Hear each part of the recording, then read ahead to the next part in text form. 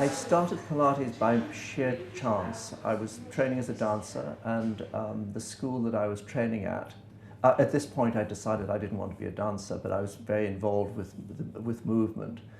And they asked me if I would go to America and train in this technique, they said, that was very good for dancers. So I dropped my job of teaching and went to New York and discovered Pilates. This was in 1969. Dancers really use Pilates a lot. It's very good for their training.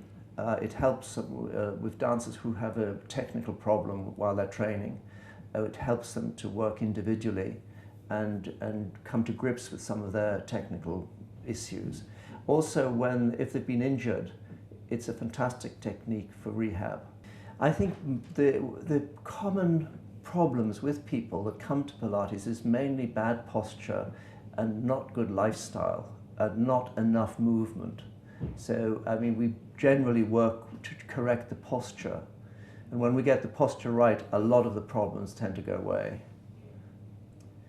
I would say that my mantra is client first, technique second. I don't try to mold people into what the technique is. I use the technique to suit what they need. I think what needs to be done to make Pilates instructors more professional or better at what they're doing is that the training has to be much longer. Some of the training is very, very quick, very simple. A lot of people think training to be Pilates involves learning a series of exercises. Anybody can learn the exercises. It's how you approach the client with those exercises and understand if they're good or bad for that person.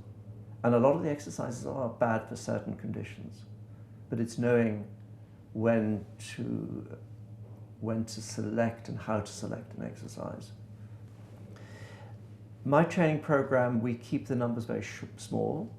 We usually have about 12 students, 12 or less, and the training course is for a year.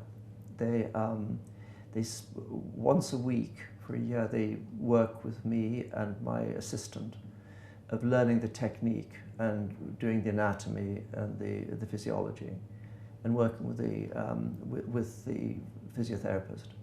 Then the rest of the time they spend observing and teaching practice in the studios and working together practicing the exercises.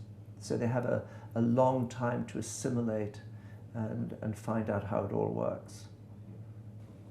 A daily program is difficult in that people tend to be too busy. So I think what we have to do is to see what their days are like, what their commitments are, and tailor a homework program that will suit their lifestyle, which will give them time to do the exercises, but also make the exercises very simple and easy to do without having to get changed or to get out on the floor. I think one of the top 4 things people come to the studio for is basically they come to correct their posture. That's the main one. The other one would be, the next in line would be back injuries, back problems. Again, this is often caused by bad posture and bad lifestyle.